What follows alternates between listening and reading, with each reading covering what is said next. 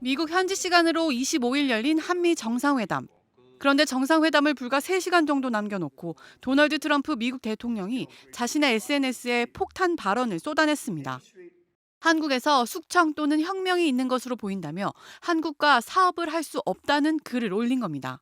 구체적인 내용을 언급하지는 않았지만 윤석열 전 대통령 등에 대한 특검 수사를 비판한 것 아니냐는 해석이 나왔습니다. 당장 국민의힘에서 반응이 터져 나왔습니다.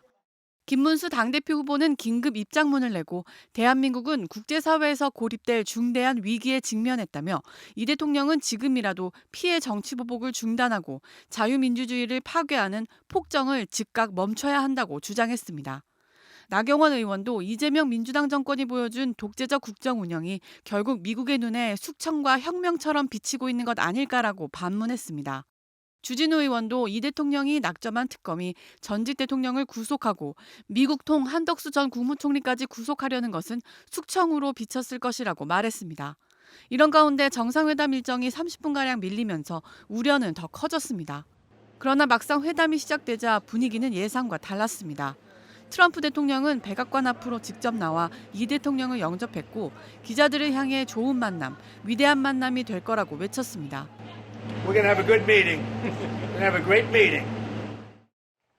방명록 작성을 위해 이 대통령이 들어서자 트럼프 대통령은 직접 의자를 빼주며 예의를 표했습니다.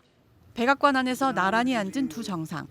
회담 분위기는 화기애애했고 이 대통령은 트럼프 대통령에 대한 칭찬을 아끼지 않았습니다. 특히 이 대통령이 한반도 평화 문제도 트럼프 대통령만이 잘 풀 수 있다. 트럼프 대통령이 피스메이커가 되고 자신은 페이스메이커가 되겠다고 말하자 트럼프는 환하게 웃으며 기쁨을 감추지 못했습니다. 대통령께서 피스메이커를 하시면 저는 페이스메이커로 열심히 지원하겠습니다. That's good. We can do big progress, I think, with North Korea. Absolutely. 기자들이 왜 회담 전에 그런 글을 올렸냐고 트럼프에게 물어보자 예상 밖의 답이 나왔습니다. 트럼프는 한국에서 교회와 미군에 대한 압수수색 습격이 있었다는 루머를 들었다며 이에 대한 입장을 밝힌 거라고 말했습니다. 이에 이 대통령은 트럼프 대통령도 잘 알 것이라며 한국에서 발생한 친위 쿠데타를 조사하기 위해 특검이 사실관계를 파악하는 것이고 미군 기지에 대한 압수수색도 사실이 아니라고 설명했습니다. 이 대통령의 설명을 들은 트럼프는 오해가 있었던 것 같다고 답했습니다.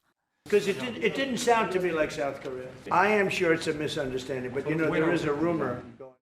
일각에서는 트럼프가 협상력을 높이기 위해 회담 직전 일부러 강경한 어조의 글을 올린 것 아니냐는 분석도 나오고 있습니다. 트럼프는 비공개 회담에서 이 대통령을 향해 당신은 위대한 사람이고 위대한 지도자다. 한국은 당신과 함께 더 높은 곳에서 놀라운 미래를 갖게 될 것이다.